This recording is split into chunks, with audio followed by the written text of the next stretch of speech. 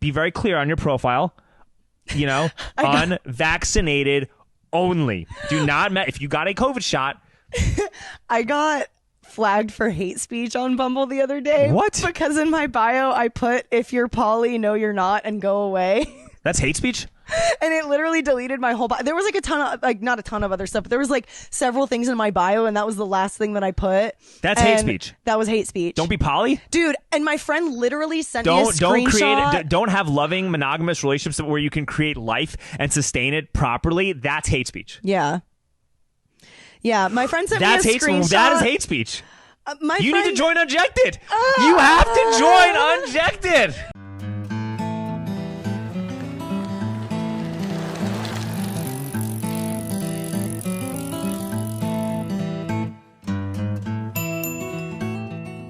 So, Allie, we're glad to have you back. Yeah, I'm excited to be here. Thanks for having me. Yeah, last time you were on, it was right before I started trolling city council meetings. Yeah.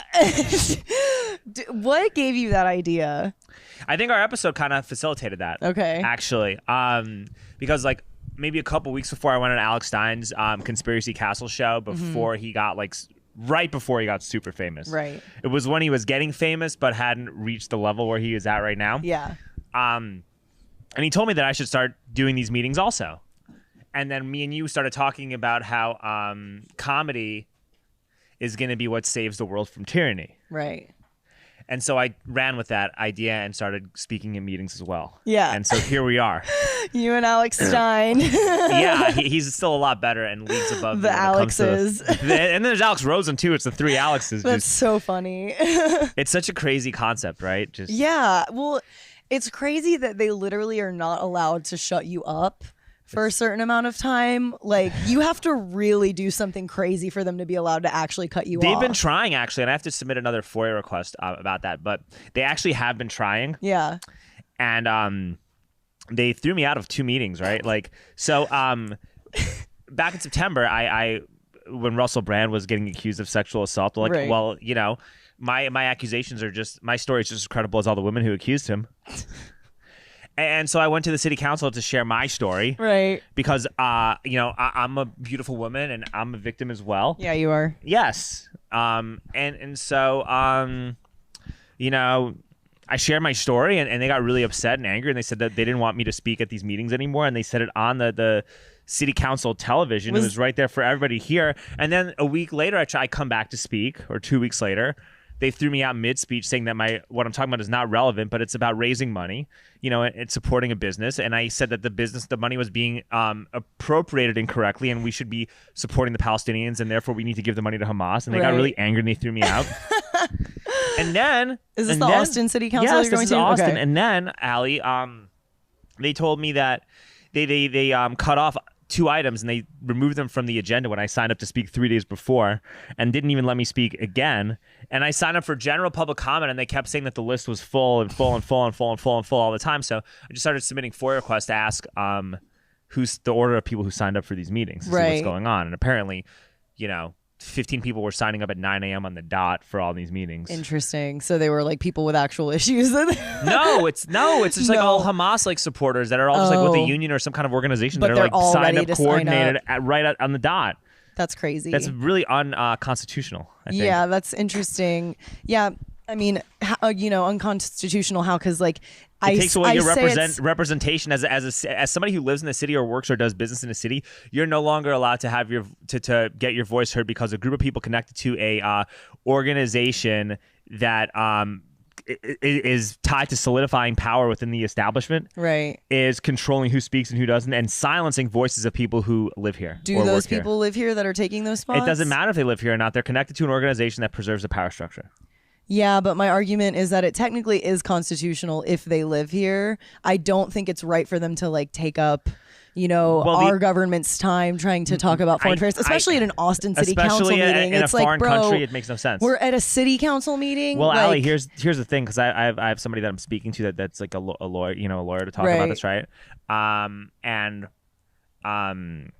The reason it's unconstitutional is because it just denies representation of the people who live in the city. Like when you limit the number of people that can speak. Oh yeah. So they're limited. Everybody, and then you are monopolizing it for an issue that's not related to what's going on in the city. Correct. It actually can create problems. That makes sense. I didn't realize they were limiting the number of people that could sign up. Yes, they kept saying that the list was full because there's only 10 people can sign up. Right. Because I joked that like it's insane that they don't cut you off more because of some of the stuff you say, but also that is constitutional. You're allowed to go up there and say that. It makes me appreciate great, the fact that we live in the United States. Correct. And hopefully we can continue living in the United States, even though I'm not very optimistic considering who our president is and also who the next president may be as well. So who knows? It's going to be such a shit show. It's going to be such a shit show. I was hanging out with some comedians last night and it was so funny. A lot of them had just moved here from Florida. Oh. And it was so funny hearing them. One of them went off about how Trump is like the GOAT comedian of all time. And this was a black guy yelling this, by the way. And I say that because, people bring up the racist thing. And that was the first thing. I'm 2% black. Oh, well, I'm so sorry. Yeah, I'm so sorry to offend you. But yeah, me and him have to stick together. Yeah, you brothers. And we're brothers, exactly. But it was funny because like the first thing he started yelling about was like, yeah, there's a ton of great comedians that are racist. And I just thought that was such a funny take because like, that the left did like such a good job. I'm by no means like a Trumper, but like the left did do such a good job of like pointing out like some of the side things that he might have said without focusing on what he did in office. Like you hear what Biden is saying and then you actually see what's happening, and Trump might be really crass about it, but he was actually trying to make things better. Yeah, in some capacities, things were better. I mean, and in some he was, he was crazy for sure. I don't think he should be president. Well, but like the problem with people like Donald Trump is that, and it goes to both sides, right? Like the left will highlight all the crazy things he says, while ignoring the fact that we didn't have any major, we weren't involved as much in any major wars.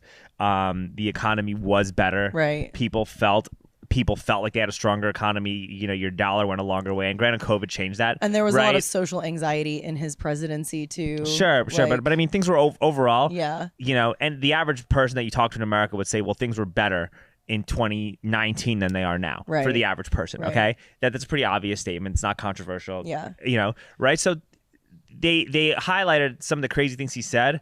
While ignoring that, but then the people on the freedom on the Trump bandwagon will talk about how Donald Trump is like fighting the deep state and Donald Trump is the guy fighting the globalists. It's not that deep, right? And this and that. But then meanwhile, or they'll complain about like the economy's so much worse under Biden, and then they'll forget that Trump bullied Jerome Powell to have 0% interest rates when we didn't need them for 4 years. Which is not they'll forget that he kept reauthorizing the Patriot Act every single time he was in office. They forget that he never declassified the JFK files. They'll forget that he never pardoned Edward Snowden, and Julian Assange was actually arrested while he was president. They'll forget to mention the fact that he's talking about giving the FBI a brand new building while campaigning.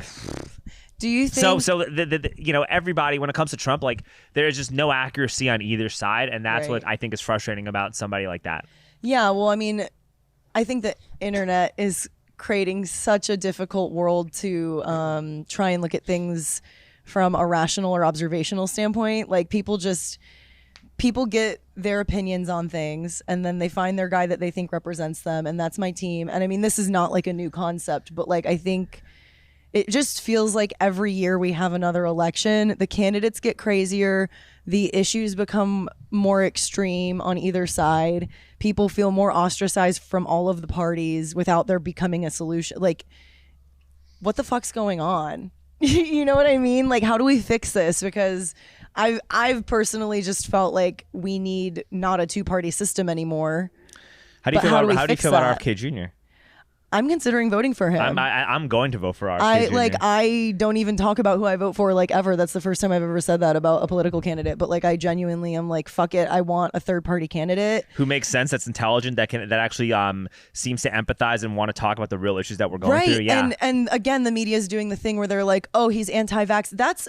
He only talks about that so much because people keep asking him about it. And he's been talking about that less actually. Yeah, and he has so many other issues that he's got really good ideas on. And yeah, I think we need a middle ground person like that. Housing, self-custodying finance, resisting censorship. Yeah. A lot of that stuff. I mean, this is a guy who, you want to talk about the climate change being an emergency. This is the guy that sued like big oil companies. He's sued Monsanto. He's sued a lot of like big big polluters and has a track record of winning lawsuits against these people. So if you're worried about climate change, wouldn't you want that guy to be in office? And like, far left people don't even want to talk about that again because they get stopped at the vaccine thing, and it's just They're like not even far left. These are like trust fund kids. No, they are. That's what it is. Like, these are trust fund kids, or these are kids who are born into a lot of money that never actually really had to. They like to role play and pretend to be working class when they never really had to work. Oh my God, I'm so glad you said this. Me and my friend Destiny talk about this a bunch. Like, the most common person to be like the most aggressive communist confusing person is probably like a trust fund baby because they don't know how money works. Yeah, or it's like this. It's like, I only make $13 an hour working at Starbucks and I can't make a livable wage because housing is unaffordable and I have to rely on my parents to give me money every month for rent. Yeah. And it's like, wait.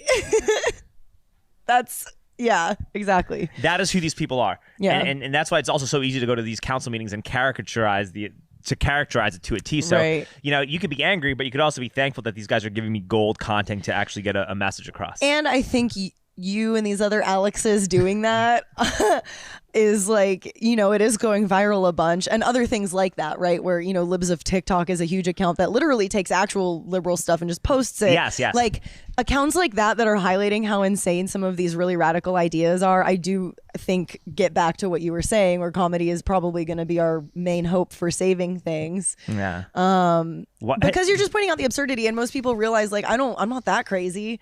You know what I mean? Like, most of us do fall in the middle. I'm just imitating what the craziness is. Yeah. And granted, you might be imitating the left stuff more, but the only reason you're doing that is because that ideology is closer to the power source now. Right. And yeah, I mean, 2 years from now, if Trump gets back in, which he probably will, and to be honest, nothing's really going to change all that much. It's not going to really make much of a difference. It's all theater. Yeah. Then you imitate that side too, right? Well, you just imitate the people that are closest to the power source. And right now, Joe Biden's the president. Yeah. And Trump was the punching bag so bad when he was in office. Yeah, and this is how it is. Like, the punching bag is the person who is in power, and that's what America's about. It's their fault. That's why they age so much.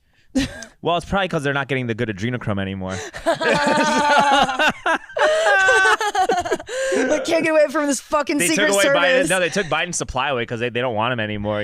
So they're like, we can just let this one. We're gonna just drain out. We're gonna destroy his. We're gonna get rid of his adrenochrome, and then we're gonna and this way we're gonna try to we're gonna replace you with Gavin Newsom, and if we don't replace you with Newsom, we'll just bring Trump back. But now he's having all these financial difficulties, and he has solvency problems, and even if he becomes in power, he's gonna now not have the money he used to, so he'll be more beholden to people telling him what to do. So this is what it is. It's about neutering somebody. So it's fine. Yeah. Like, they'll bring Trump back. It's not a big deal. They're gonna doesn't matter. neuter Biden and all of his body doubles. They're all going down. Yeah, he's a clone. Come on. Hey.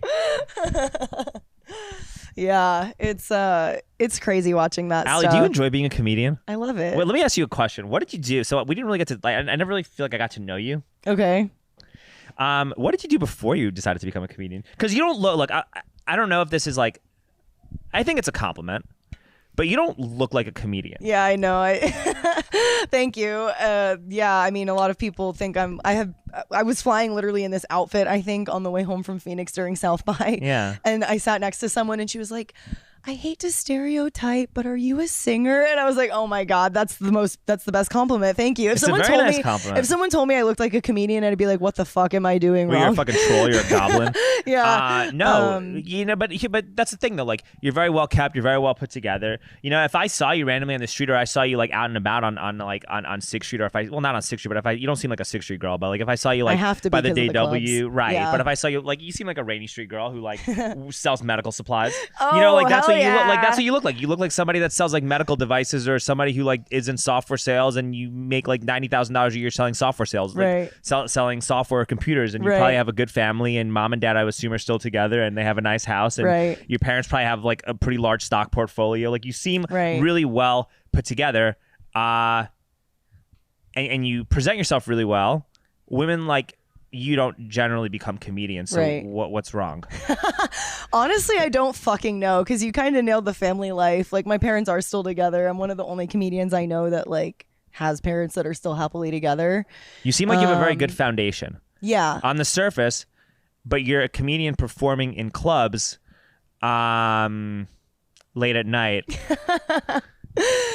And what did you get your degree in? You went to college? I went to UT, and I double majored in acting and kinesiology. yes, you double majored in acting and kinesiology. So you could be a physical therapist, a trainer, or something along those lines, have a really good job to fall back on. What made you say, I'm going to be a comedian and like go to different bars and clubs and wait for 3 hours to be around the most and spend time around the most miserable people that you could ever come across for no pay, and if I do get a Netflix special or an HBO special or anything like that, I'm going to either A, have to sell my soul, and B, not even have enough money where it's going to be worth my time. Why? And it takes 10 years. Why are you doing this? I fucking love it. I don't know. I mean, so to preface, I didn't know what I was getting into when I started. I think that's... Why'd you start?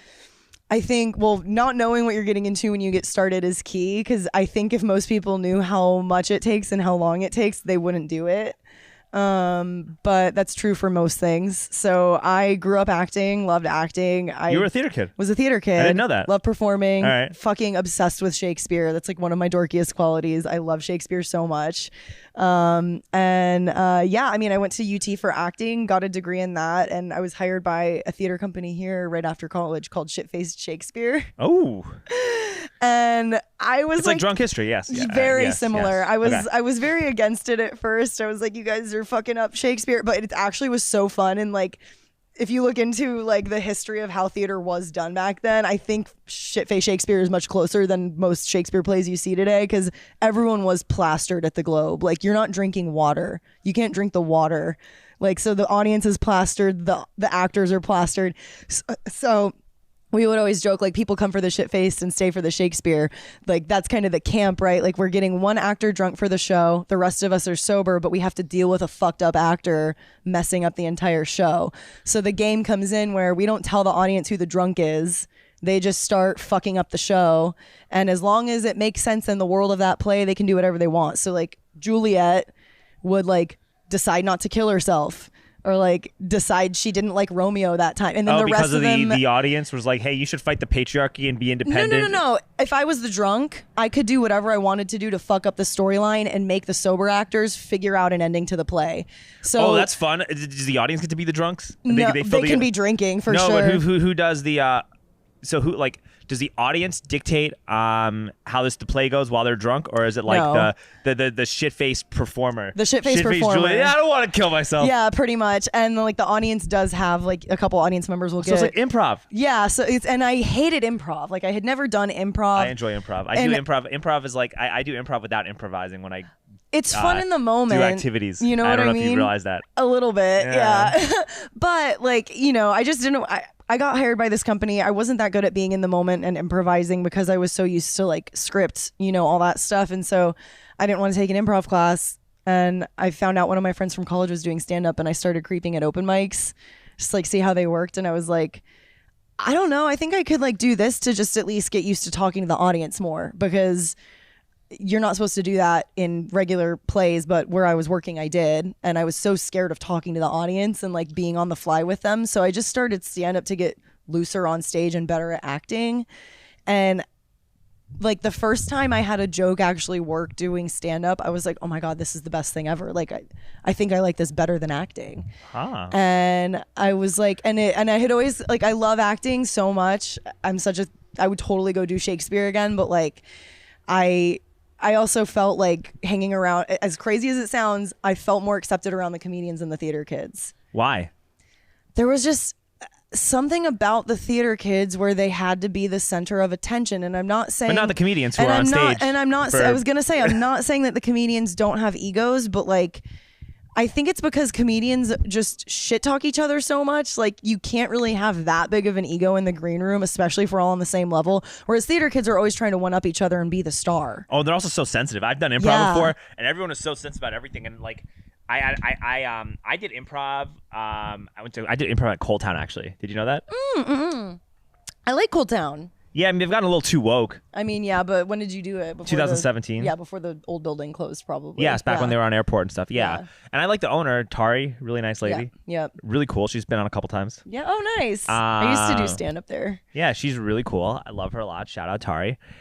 They've gotten a little too woke, and I think when you get too woke and you get too ingratiated to any culture, it actually kills comedy. If you get too right wing, you kill comedy too. So I think that generally speaking, if you want to be funny, you have to be aware of the landscape, but also you have to be pretty apolitical as well, because you want free you want free reign to be able to make your jokes, and you want to be as open as possible. And I think that's how this is. Even though I'm not a comedian, I do all my comedy at city council meetings. Right. I did do improv, and I did improv when I was getting ready for an MMA fight, like in March of 2017, and it helped take my mind off of it helped take my mind off the nerves. Yeah, you know what that I makes mean? sense. And it was like, maybe I should have like female friends. Because I never really, before I met Vanessa, and this is right when I met my girlfriend too, like before I met my girlfriend, I didn't really like have female friends at all, because the only women that I was really around were girls I met online or girls that I met while I was giving pedicab rides, and those girls, I wasn't trying to be their friend. That wasn't what that wasn't what that was for. Right. And you know, not to go into detail, but that's just what it is, you know, like, and so I feel like it would be healthy, and so I did improv, and you know. We had our first show after I had my fight, which I won. I was very happy. Yay me. Nice. Hell yeah. And I feel like when it was time to do the show, I wasn't nervous at all. I didn't care because I just fought like a week ago. Mm-hmm. You know, and then everybody. What? I was just talking the comics I was hanging out with last night. I said something about, yeah, dude, I went cliff jumping at the lake before I had some shows one night with a couple other comedians, and all of us jumped off the cliffs and swam back to the boat, and we're like, fuck comedy, dude. That shit's easy. We just jumped off a cliff. Like, you do something a little bit scarier than performing, and then you like become better at performing. Yes. Yeah, and it helps. I think that's a big reason why a lot of comedians aren't funny. Is because they're not really willing, like their lives are full of discomfort, but they don't voluntarily put themselves into discomfort. It's not the good discomfort. Yes. It's the discomfort that they complain about. From complacency, yes. Yeah. And like if you don't seek adversity will seek you. That's such a good way to put it. I so agree with you on that. I never thought of it like that. You know what I mean? And so like Eli is really funny. Yeah. Why is Eli so funny, but a lot of other comics aren't? Because Eli's training and doing jiu-jitsu all the time and working out constantly and putting himself in. And he fucks off to Thailand or some shit when he wants to. You know what I mean? Like, Ari Shaffir, I think, is so funny in that way, too. People are, like, hit or miss with his comedy, but, like, that dude is so ready to just fuck off and go explore a new country or do some crazy shit that most people wouldn't. Because it's not like, serious. It is comedy. You're on stage. This is not, like, a job. Right. You know what I mean? You're lucky that you don't have to have a job. Like, you're on the stage making jokes because you're not having a job is not for you. It's not a big deal. Yeah. You know what I mean? Like, you don't care. If all you're doing is comedy and your shitty day job, that's all your jokes are going to be about. Yeah, and then it radiates. Yeah. It's like being a full-time stripper, you know? Yeah. Like, it's a weird dynamic, right? Because, like, if, you know, hypothetically, like, if you're, like, a 40-year-old nurse, like a 40-year-old MILF nurse, and you want to be a stripper once a week, you know, everybody's going to want to get dances and be around you because you're like healthy, you're vibrant, you're not like, trapped in the club. Yes, like you're still like have that energy about you, right? And then all of a sudden you might like make a bunch of money because you're like, oh my god, look how much money I just made this weekend. Why am I why am I even bothering to be a nurse? Right. And then 2 years later, now you're a full-time stripper and your body has changed, your energy has changed, your mentality has changed, and then all of a sudden now you're less attractive. This is the problem that a lot of pedicabbers run into also. And a lot of people, they come on the pedicab, especially last year when the money was flying everywhere. Right. And they're like, bro, I made this amount of money. This is crazy. I've never made this at a really regular job. And they quit their jobs. Right. They become full-time pedicabbers. And then all of a sudden now that they have to drive people. Now they have to make this money. Their energy changes. Their mindset changes. Their dynamic, their aura changes. And now nobody wants to get in your cab, and now you can't pay your bills. Yeah. Yeah. Oh, even if you love something as much as people get obsessed with comedy or whatever that dream thing is, if you don't give yourself a break, you're going to become stagnant and you're going to start resenting it. Like, same with the reason I'm able to like, sorry to cut you off, but like this neuroscientist told me one time that the reason why so many corporations only allow for 2-week vacations per year, or like 2 weeks of vacation per year, is if you were to take all of your vacation time at once, they don't want you to have enough time for your brain to reset to a new pattern. And the length of time it typically takes for that is 3 weeks. That's like the standard new habit rule. And so they made sure to keep the vacation time slightly less than, so that way you don't fully get out of the work mode, even if you take all of your 2 weeks at once. Which is you shouldn't even do anyway, because if you get out of that mode and you don't really know what else to do and you make a decision on a whim, then you're probably more likely to fail than succeed, and then now you become a drain on the economy versus a contributor to the economy. But isn't that so interesting how it's like, if you wanted to switch things, just give yourself a month off and like figure it out, you know what I mean? And your brain can literally reset. And on the flip side, like, if you feel like you're in a funk with your job, doesn't have to be a corporate job, if you feel like you're in a funk with comedy, make yourself take 3 weeks off. I can do that riding a tricycle. You know? I'm lucky. Yeah. Easier said than done for sure. But I'm just talking like in a creative sense. We're talking about people who refuse to like take any breaks or like get out of their little funk. It's like, if you feel like you're writing the same shit and your jokes are going the same and nothing's improving and like you don't feel like you're growing as an artist, change something, go somewhere else, do something different for a few weeks. And I think you'll feel way refreshed. I agree with that. I fully agree with that. And I think that when you're doing something creative, right? I think when you're doing something creative or you're doing something that's semi-entrepreneurial, right, or a service type of job, like it's not a career. This thing pedicabbing is not a career for me. There's right. Not like even an though I upward couldn't, ladder, even though like even though it's not, I can't look at pedicabbing for me as like a career. Right. But I also can't imagine my life without this tricycle. Yeah. And that's a really nice place to be, I think, for a lot of people. If that makes sense, right? Yeah. You know what I mean? Because like how often do you spend on social media? I'm on social media a lot, but my day job is in social media management for other people. Oh yeah, what's your day job? I just am basically like a freelance social media manager for people. So you have private clients where you manage their social media? And that means like literally the content calendar, the copywriting, the optimization of the posts. There's a lot that goes into it. It's not just basic white bitch posting to Insta. Although I wish it was. It would be so much easier. So you actually have a good job. I created one. Like it is freelance. So like the last time we talked, which was like 2 years ago at this point. It was about 2 years ago. Yes. Was that the last time I saw you? I don't think. No. Yes. I've randomly run into you downtown quickly, maybe, but we haven't actually talked. Yeah. Yes. But yeah, last time you saw me, I probably had like 7 or 9 clients, and I was doing comedy, and that's just a lot of shit to keep in your head. Like, even if all you're doing is like if a designer's giving you the photos and someone else is providing the calendar, even if you are just scheduling and optimizing and writing all the shit for the posts, 7 to 9 brands in your head is like so much space to like think about. And so since then I've tapered it down. I have 3 clients now, and I'm more specialized. I offer more things within that specialty, so I can charge a little more and have fewer brands in my head at a time. Yes. And then also have the time that I want for comedy. You're lucky, though. You don't have to be a comedian. At any point in time in your life, you can just say, hey, I'm not interested in any. This was fun while it lasted. This is my cool journey. Now I'm ready to just focus on my career. I'm ready to be a mom. I'm ready to be a housewife. And that's a good conversation to have. Hey, remember when mom used to be a comedian back in her 20s and now she's got 3 kids? And and that's like such a good conversation to have with yourself. And I have had that with myself, right? Like thinking about, if I'm ever in a place where I'm just like pissed about something in comedy and I'm like, and I remind myself, well, you can just quit. Every time it's always been like a cringe, like I can't do that right now, or I refuse to do that. But it is in a weird way comforting to know that I can do marketing. I can go back to personal training because I did get a kinesiology degree. I could go get a grad degree if I wanted to be a PT. Like there's other things that I could do. And a lot of people, do I have a dad? No, dad. Is that what you said? No. Do you have any debt? No, not right now. Yeah, you're debt free. Yeah. You know, great. You know how lucky you are? I genuinely, like, I'm so thankful for my life, like every single day.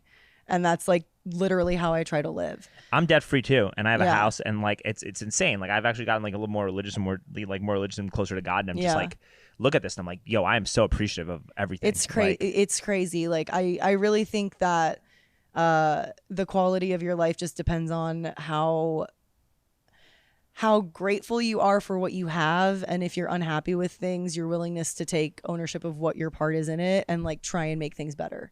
Yes. Does that make sense? I fully agree with that. So yeah, I definitely when I was texting you this morning, I was waking up and doing like my little gratitude meditation, like morning routine shit. Like I'm very, very grateful for everything that I have and the opportunities that I have.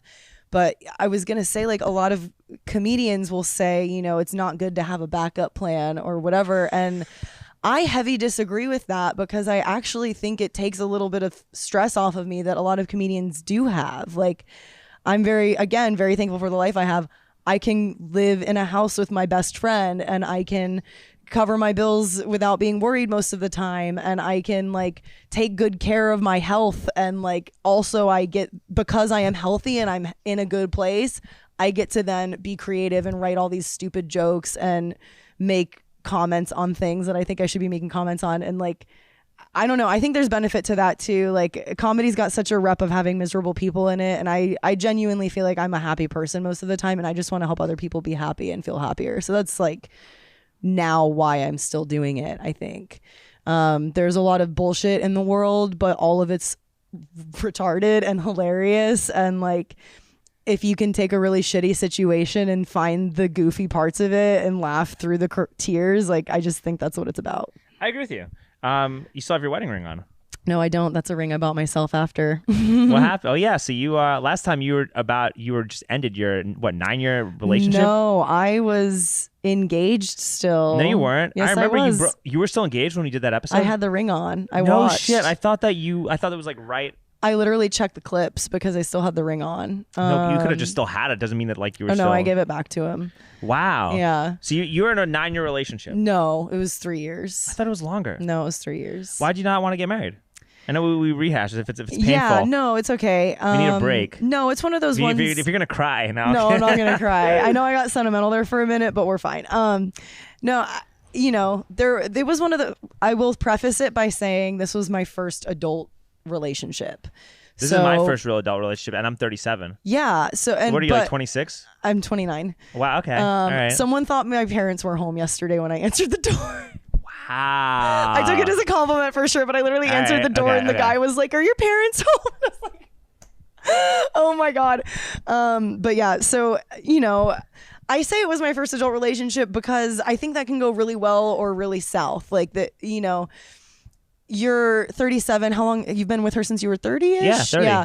So like, I think there's benefits to that because you like figured yourself out and then you found a person that matches that. Versus I was 23 when I met him, which, you know, you can still meet your person then, but it just, it works or it doesn't, right? Sure, I didn't know what I was doing, and I take full responsibility of like, there were a lot of red flags that I should have listened to. What were they? I mean, I have a psych degree. Did you know that? No. So you could tell Dr. Stranger how you feel. I don't like to go into, you know, a lot of people's personal stuff. Yeah, okay. That's not mine. But I will say there were a lot of values that were misaligned that I just kind of like ignored, or I didn't even realize I was ignoring, I would say, until there were certain glaring ones right in my face that I couldn't ignore anymore. So the thing that caused the straw that broke the camel's back was he moved in with me and my roommate because his lease was ending and I had like a couple months left on mine. So we're like, let's just write it out and then we'll go get a place, right? Sure. And so that was fine. We were all fine with the situation, but my roommate very quickly figured out that he was still very heavily drinking behind my back. And I knew he had had issues with alcohol before. He had dealt with them. I had witnessed it firsthand and thought that he had gotten through it and gotten the help that he needed and trusted his word on that. And before he moved in, thought I spent enough time with him to be like, yeah, he's telling the truth. But when he moved in, you can't hide that anymore. So he would go on a walk when I would go to comedy shows, and he would like walk to the corner store in our neighborhood and just get stuff. And can you tell once you kissed him? Honestly, he had so many tricks to cover it up. It was crazy. Once I figured it out, like he straight up admitted to a lot of it. Like he knew to brush his teeth. He knew to like do whatever it was, like mouthwash, anything to like get the smell off. But yeah, he was hiding. He was drinking it on the way home, hiding it in multiple trash bags in his car, and then like waiting until our big bin outside was full, and then taking that and hiding it under our other bag. So that's a pretty big. That's a good reason to break. Very obviously trying to hide. That's a pretty something. good reason to break off an engagement. And again, like I'm such a forgiving person that it's like the problem isn't the problem, it's the fact that you said you dealt with this and then continue to hide it, and then you know, like I can't trust you after that. If there's lying involved, I can't. You're not a big drinker though, are you? Not at all. Do you drink at all? Very, very little. Like we were joking about getting. We were right before. I was like, we should get drunk and do the episode. Yeah. It was a joke. My girlfriend doesn't drink. Yeah, like, I mean, hates it. Like I could have one beer. Yeah. And she'll be like, no, get away from me. You're drinking. It's disgusting. Like, she hates it, which is like, hey, man, it would be nice to have a beer once in a while. Yeah. But I'd rather have that problem than somebody that parties and goes out a lot. So it's it's a trade-off, and it's fine. And if you have a girlfriend that doesn't want you to drink any alcohol at all, oh no, I'm gonna be a lot healthier. Right? Wow, yeah. Poor me. Woe is me. Let's bring out the violins. My happy cool. liver. Fuck. Yeah. Oh man, what a shame. Yeah. What a shame. Yeah. No, I literally had like one or two. It's like 1 or 2 days a year I will drink, and it's usually like not planned, and I will unintentionally go multiple and you're years sober sometimes. as a comic, which is also crazy. I mean, I smoke weed. Okay, but that doesn't count. Yeah, not in Austin. I actually don't like smoking weed as much anymore. It makes me have doubts. It brings doubts into my brain. It makes me overthink. Yeah, and a lot of nerves and stuff that I like try to suppress. Or that I know how to harness. Do you think that's because you changed or the weed changed? I don't know. I honestly don't know. I think when I was in high school, and this is totally off topic, I think I when I first started smoking weed, it was like cool. But then I guess like when I was in high school, like the kids that I would like, I guess, smoke weed with, I just didn't really trust or think they were good people. And I think it just made me paranoid by default. And I just never, that feeling. And I always tried to like break away from it. I just never got away. Right. And so whatever, I guess you're just not smoking weed as much. Cool. Yeah. And microdosing, I still microdose on mushrooms here and there, which I think helps with clarity. Definitely like clarity and empathy. But I feel it most in my brain. Like, I will say though, I cannot even microdose if I haven't had enough sleep the night before, because I will be an emotional wreck. Yes, I agree. Yeah. I slept about 11 hours. Yeah. Yes, this last night, so I microdosed. I felt a little bit cloudy this morning, and so I microdosed a little before we did this episode. Yeah, which is why this is such a good episode right now. I almost did. I just didn't sleep enough last night, so I didn't. I understand. But so I think all that stuff is important. What were we talking about? We talked about my relationship ending. We talked about what led to that. Yeah, alcohol. Yeah. It's bad. Yeah, and I mean, again, I was in a company called Shitface Shakespeare for 2 years. Were you getting drunk a lot of Shitface Shakespeare? I think or when everyone. when it was your turn to drink, you drank. Yeah, like that's the thing. I'm fucking Irish and English and Scandinavian and Polish and like culture. You gotta drink. I've got the liver for it for sure. I can handle. I feel drunk very early, but I can handle a lot of it before it's over the top. I feel the same way. I get like buzzed off a beer or two, and I'm fine. Yeah, I'm older. I just get sleepy after a while, so I'm like, all right, I'm kind of tired. I want to take a nap now. Like this is. I couldn't imagine having to go out and like actually engage in the culture of drinking alcohol. Yeah, like that actually sounds partying. Awful. No. Let me ask you a question. Are you vaccinated? No. Oh, that was the whitest high five fucking ever. Yeah. Was the guy vaccinated? It's no, he wasn't. Well, good for him. There's that. Yeah, and what's even crazier? We'll just get the crazy stuff out there. I used to work at a vitamin IV clinic that would do blood testing. Yes. So about a year and a half ago, I got my blood work done, and I was like, I've never been diagnosed with COVID, but I want to see if I've had it. So I checked that one off, and then I handed the page to the nurse, and you have no antibodies. And he checked to also test for vaccine antibodies, and I said, I'm not vaccinated. And he goes, oh, I know. I just want to see. I came back positive for both. How do you have vaccine antibodies when you've not gotten a vaccine? The test said I did. So the test is I'm either curious wrong. to get another one, I think. Let me ask you a question, and we're getting a little personal. Have you had like a wide assortment of new partners since you ended your engagement? No, You don't strike me as a type that does. No, I will admit, like I went out with a couple of people like a few months after that, and like was like being fun and stuff, but I wasn't like, I didn't have like a Rolodex ready, and I also didn't create like a list of people. Like girls are crazy. Some girls will, I mean, I don't know about an engagement, but like girls will end a relationship and have their list of guys to go back to. Yeah, that's so gross. But then how do you want to marry that? Like I know it sounds like a little sexist and stuff like that, but no, but I agree. Like I'm not saying like me or like my friends do that, but I know that's a thing, and like that's a fear that men have also. But I wasn't like, it is, but I feel like you could kind of tell. You could tell who's who, and it's kind of your fault for even dating a chick like that. Like you know, you can kind of tell. You can kind of tell, like you know how these people are and how people operate, and like just because someone's attractive and like has their shit together doesn't mean they have a Rolodex full of guys, because generally speaking, if you have your shit together and you're at a certain age, you understand that the more people you're with, the more your energy starts fluctuating, and the more your energy fluctuates, the less likely you are to be successful. So I think that, when you're with someone who's an adult and you break up, you just kind of deal with the breakup like an adult versus like a child. Yeah. I will say this, I was devastated with the breakup, even though it was ultimately my decision.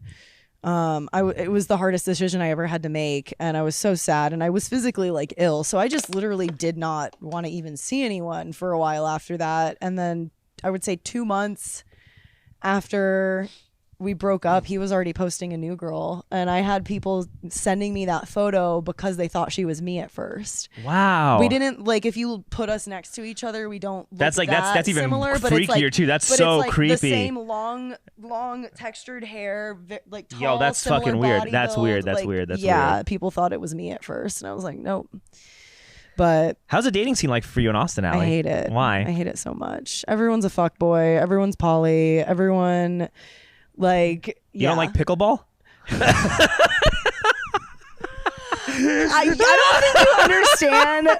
I don't think you understand how proud I was of that fucking joke, because I was like, the liberal cucks and the Andrew Tates hate each other, but they're all poly. It's such an issue, and I don't know. How does this even work for you? How do you meet? I don't know. That's the problem. I hate dating apps. I think they're disingenuous. Me and Vanessa met on Bumble. We Bumbled into each other, and we've been together. We've been happy for 7+ years. I have a Bumble account. I will be clear. I fucking hate it, though. I will swipe on 2 or 3 people and get overwhelmed and close it. I understand. I genuinely hate it. On these apps, it's like a cheat code. I wouldn't know. It's been a long time, but I'm saying pre Vanessa having these apps, because I'm kind of autistic and a little bit of a weirdo, right? Well, yeah, so that for someone I'm assuming you're saying that because you're I wouldn't just walk up to her in person.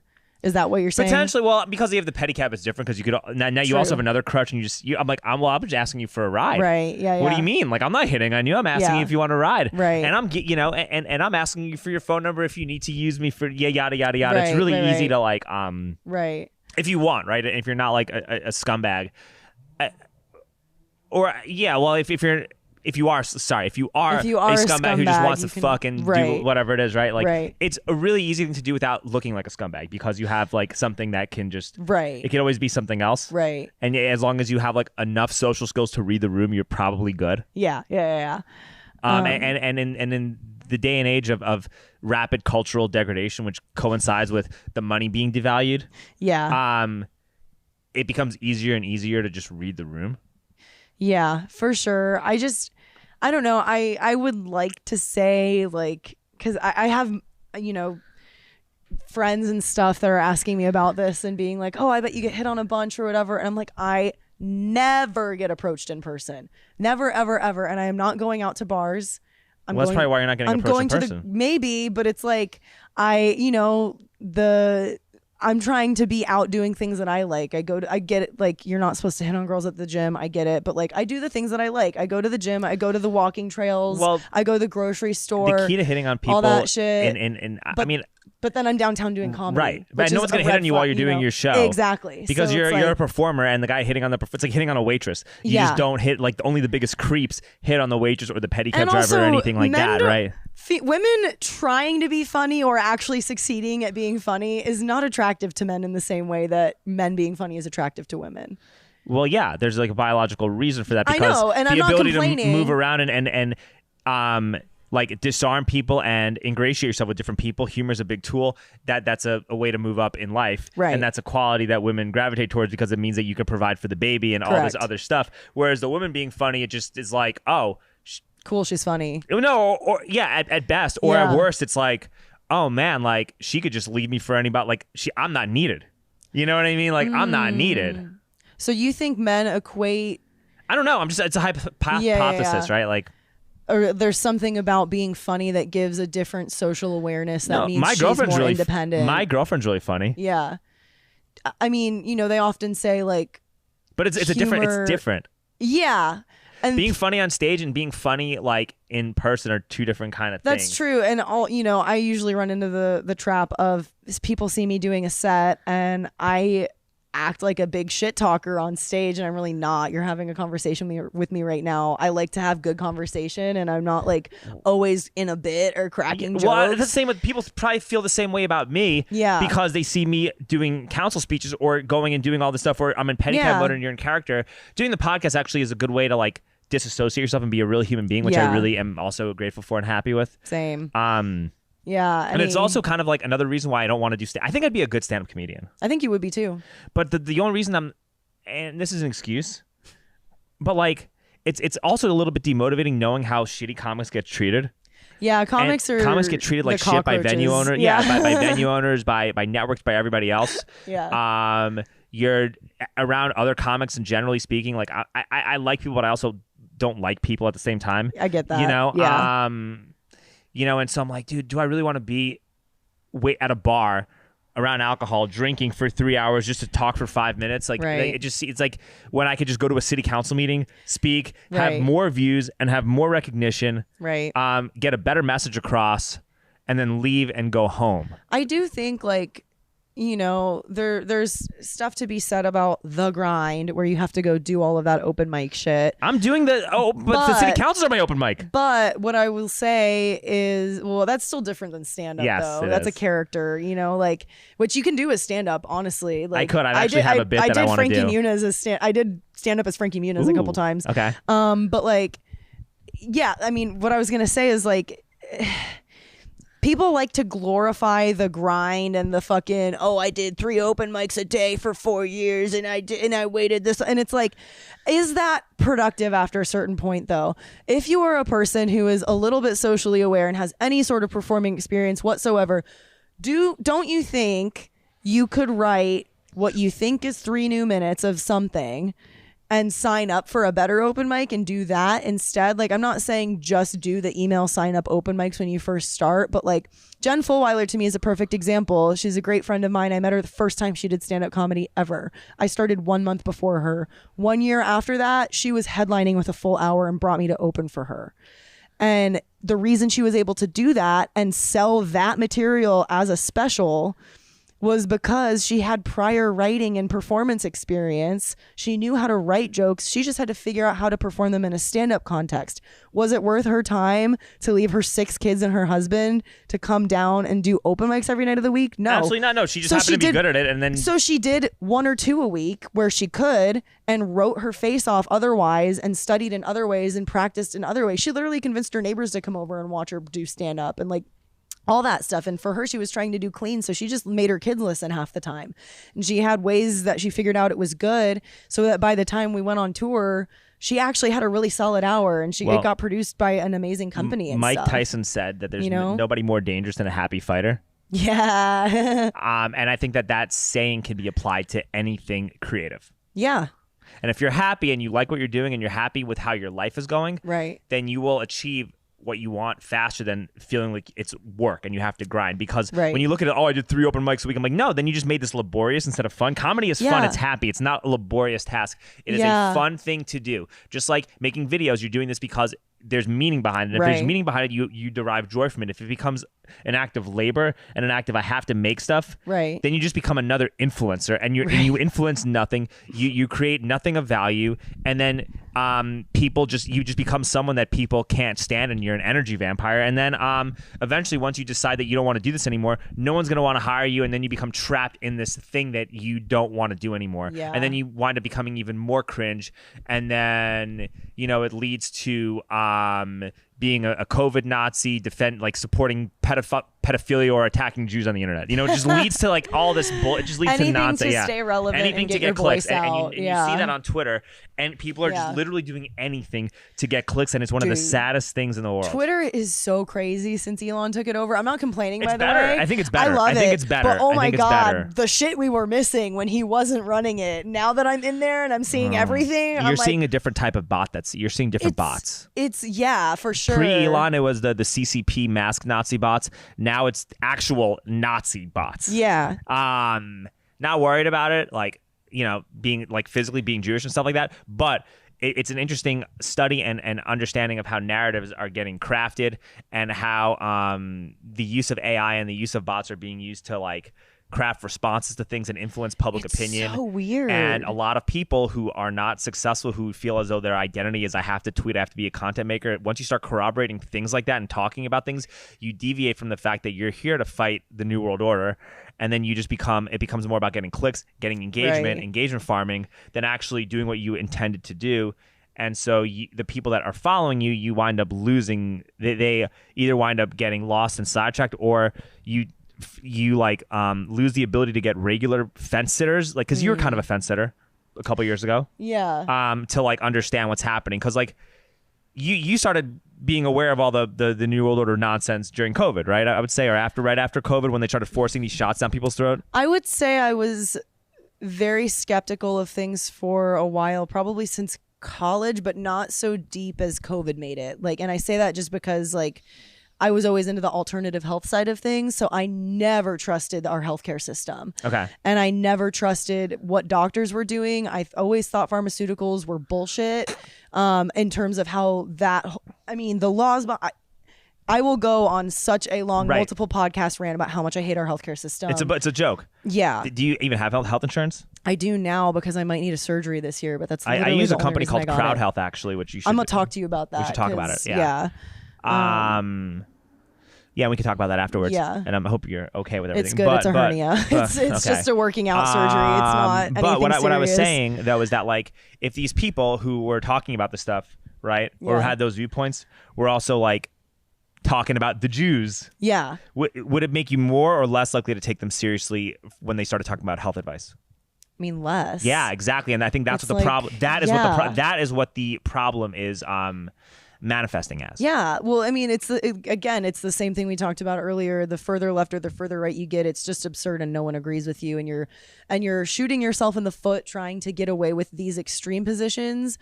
Like, you're shooting your more moderate positions in the foot as soon as you try to get Jewish propaganda or whatever this other propaganda is out. You know what I mean? Like, yes, I know exactly what you mean. And I think it's actually been making me a little bit not wanting to stop, but it's making me want to figure out something else to do. Like, okay, well, this is fun. This is cool. Yeah. What's next?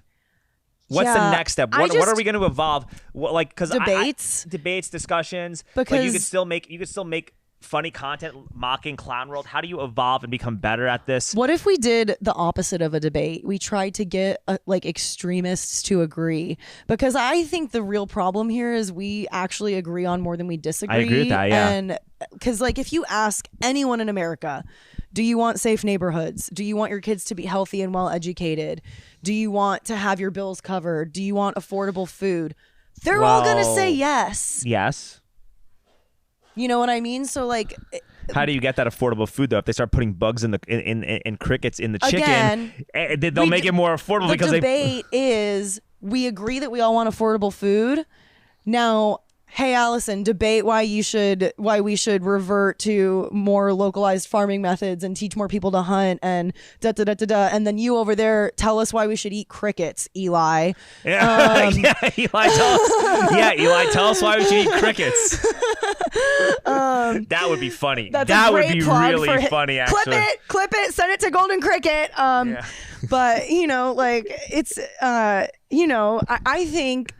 I think America used to be more proud as a country to be a unified country, and we felt more like a United States because we all came from the position of we just want what's best for us, and then we can argue about the methods of getting there. And as soon as it just turned into, well, my methods are better than your methods, we don't care about the issue anymore. That's what it feels like we're caught into right now. I have a question, and we're about to wrap up semi soon. Okay. How are you attracting guys who all claim to be poly? I don't fucking know, and it drives me crazy. Like, how does this work? Like, how does that discussion like come up? So, okay, I will take ownership in my part of of how things work, because this is what I've been considering since the last guy I was kind of seeing. I think my problem has always been that I have never been, and it's not a problem, it's a good thing too. I've never been the type of girl to be like, I want a boyfriend or I need a partner right now. I just want to be in a relationship. Well, sure, that's not a bad thing. Right. Not a bad thing. Potentially. But, well, considering how society is, it's not the worst thing in the world. Right. But that has turned into, I just fall for a person, and then I don't know why. The lines are blurred, and because there's no title, oh, well, we're not together. I could go sleep with this other chick because the line. Well, that's not really somebody being poly. That just it's not poly, but it's like it'll get to the point where like I think they are pursuing me, and so I will start only seeing them, and then I say, Allie, here's another. Okay, I'm sorry. And then I say, hey, what is this? Because you've been pursuing me, and then they say, yeah, I want a relationship, but here's the thing. I want to be open.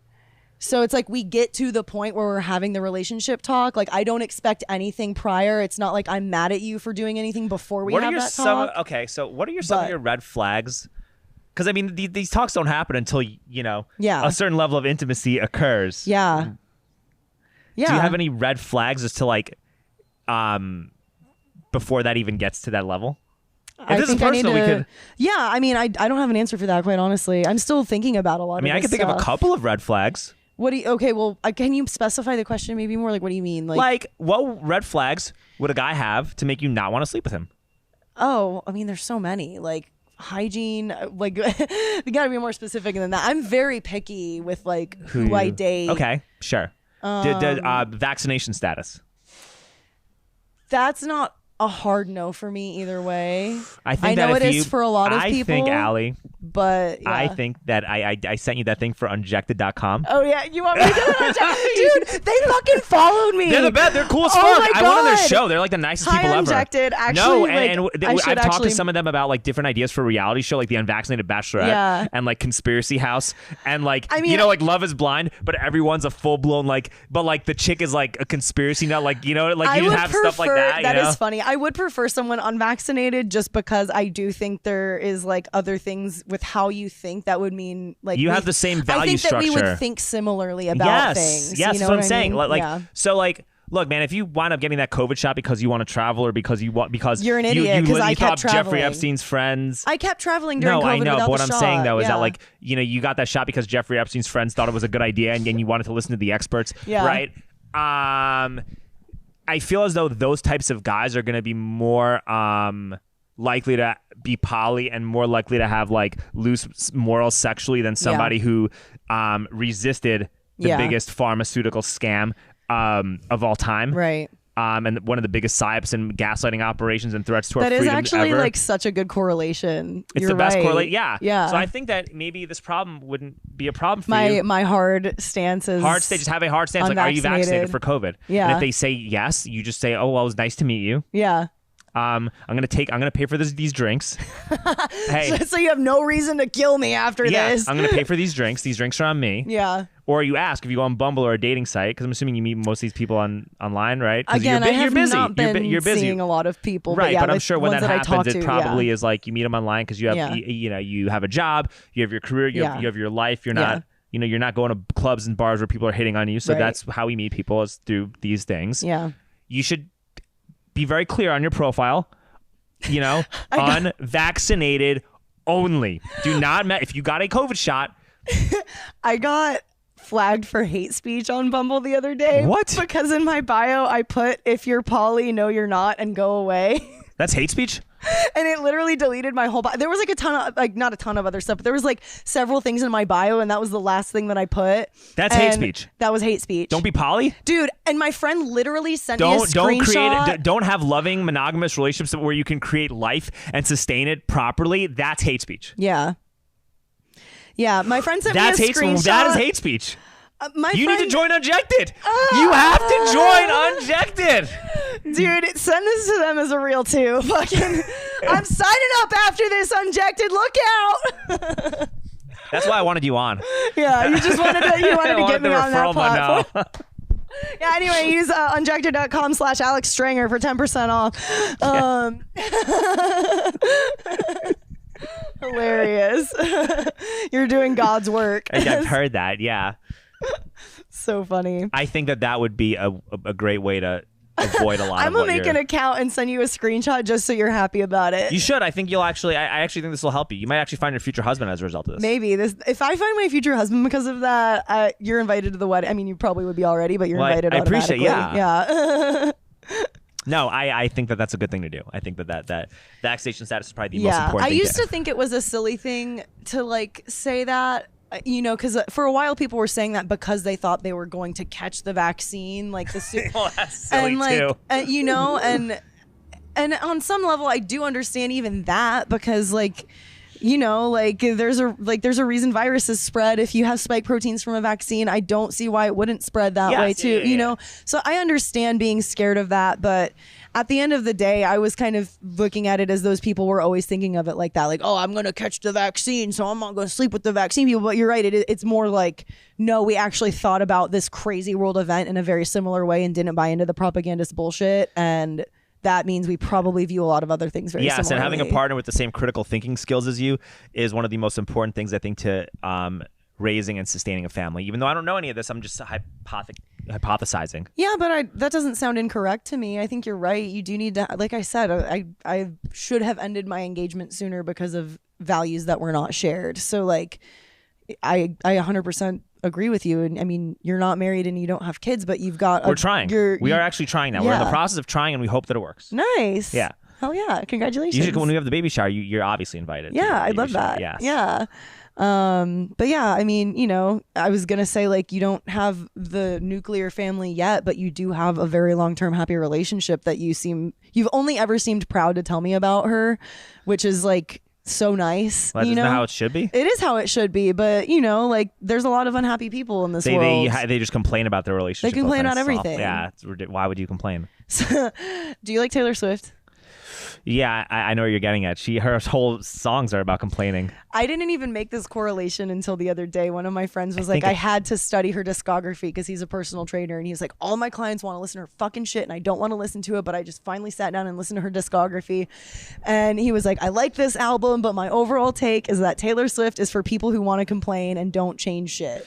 Well, it's for people who don't realize that they're the problem in their relationship. Yeah. Yes, I know. It's hilarious. But, like, and I'm not I want to go to a Taylor Swift. I feel like you can make a lot of fun videos at a Taylor Swift concert. Oh, yeah. And I feel like going to a concert, like, look, I don't like to drink very much, but I think there are certain events where drinking is a lot of fun. Same. And, like going to a Taylor Swift concert or a Justin Timberlake concert. Yeah, I am drinking at those because it'll make it a lot more fun and happy. And I think that is good. Like, I think generally speaking, the people who are Taylor Swift fans are really happy people. Yes. I think they are. They may be the problem in their relationship, but they're happy. But they are happy people, and they are very happy when they are at their Taylor Swift concert. And you want to experience that level of happiness, and getting drunk will help have you share that level of happiness and positivity. I think a lot of people on the right-wing media, when they attack Taylor Swift and stuff like that, they're actually doing this movement a disservice, because just have fun with it. Yeah, Who cares? It's fun. Be happy. Happiness attracts people more than anger.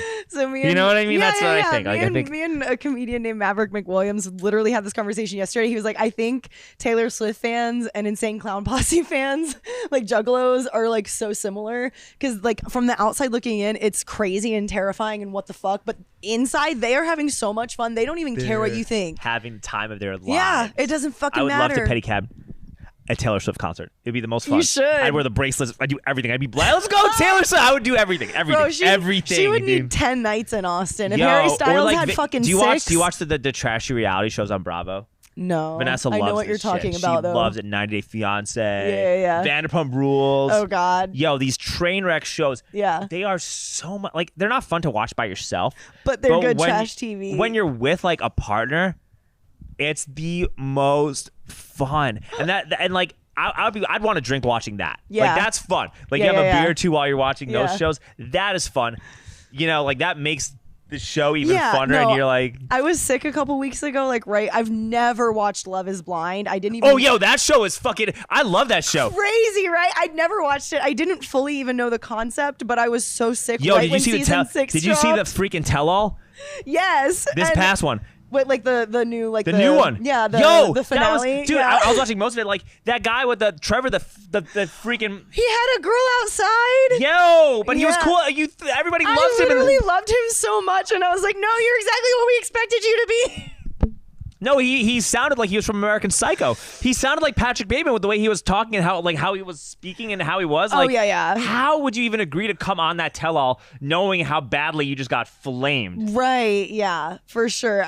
and you tried to marry somebody and you're that fucked up and that toxic, like everybody on that show, like So everybody fucked. on that season was legitimately awful. Like, you know So that there's bad. past seasons where like some of the characters are like, You're like, yo, oh, these are like yay. really cool people and like they're gonna be happy and they're gonna make it. Like the Yeah. season with like that guy Zach and his wife. I don't Bliss. remember. The guy from those people. Yes, I saw that season. That guy, yeah. I follow him on Instagram. Like those guys are They're like, so very obviously in love. and they're very obviously really cool people. Like Yeah.